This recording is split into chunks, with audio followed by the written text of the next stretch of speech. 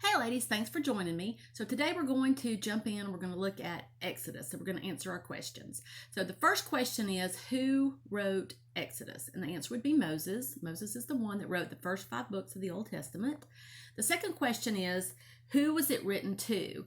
Exodus is similar to Genesis in that it's a narrative and it gives history. But also we need to remember when we read Exodus that any instructions that are given were given only to the children of Israel, only to Jews, only to the nation of Israel. So the 10 Commandments, the command to build a tabernacle, the command to sacrifice, all that was only written to the Jews.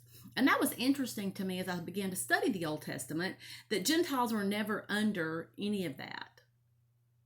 Okay, the next question is, how much time is covered in the book of Exodus? And I do want to take the time to kind of walk you through this just to show you how I came to this answer. And I'm not going to be super exact, down to the exact year, but just to give you a ballpark idea of how I came to this conclusion. So I'm going to say that Exodus covered close to 400 years. So how I came to that conclusion is the beginning of Exodus starts out with a summary of Genesis. So Exodus chapter 1, verses 1 through 6 is a short summary of the end of Genesis. And then in chapter 1, verse 7, you have another summary statement. I'm going to read it to you. It says, "But the people of Israel were fruitful and increased greatly. They multiplied and grew exceedingly strong so that the land was filled with them." So I'm going to say over 300 years passed during that time. And the reason I'm going to say that is because back in Genesis chapter 15, verse 16, God made a promise to Abraham, and he told him that his descendants would go and be in bondage, but then in the 4th generation, he would lead them back to the promised land. So we're just going to say over 300 years. We're going to say that it was 300 plus years. Chapter 2, we're introduced to Moses as a baby.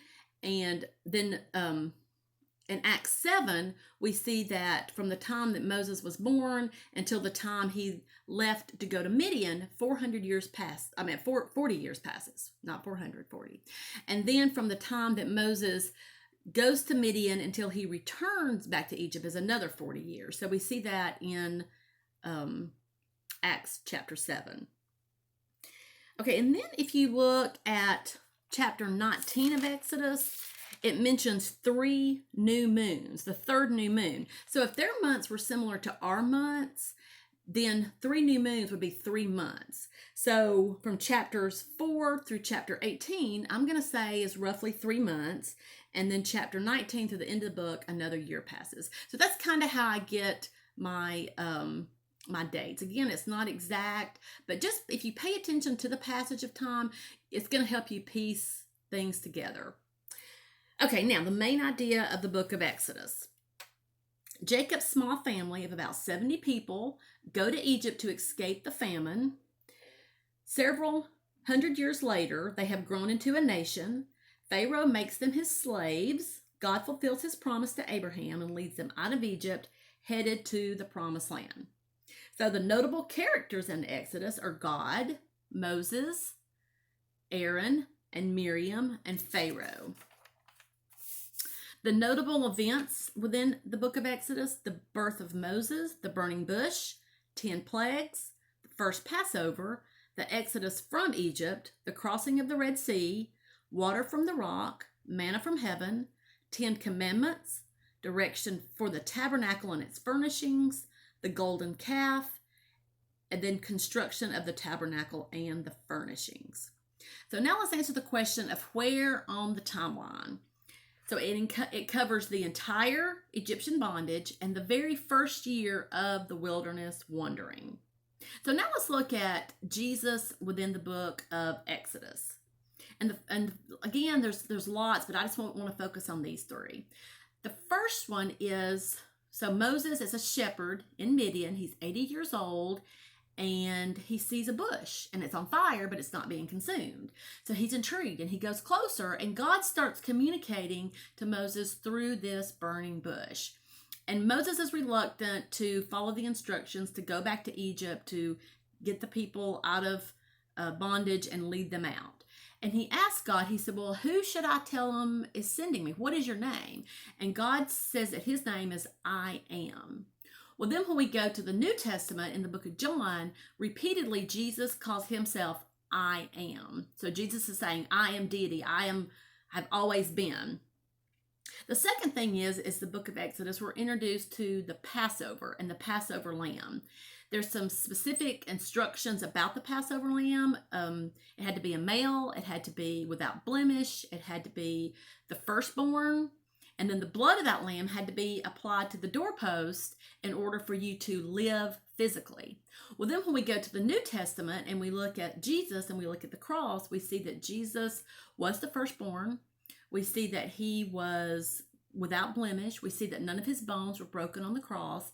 And we see that his blood has to be applied to our souls in order for spiritual death to pass over us and us to be able to go to heaven. And the last one I'll mention is manna. So manna was a fine type of bread that fell from heaven every day while they were wandering in the wilderness, and it sustained them. It helped them to be able to live so they didn't starve to death in the wilderness. So when you get to the book of John, Jesus tells people, I am the bread of life. But again, he's not talking physical, he's talking spiritual. So now let's answer the question, why study Exodus? I've already said that we're not under that law. We're not commanded to build a tabernacle and worship in that way and to practice the Passover. So why even bother to read Exodus and to study it? Well, I'm going to submit this to you. The book of Exodus really mirrors our walks as New Testament Christians. We find ourselves in bondage. Now, not to a Pharaoh and not to slaves, but to sin and to the devil, and our lives are miserable.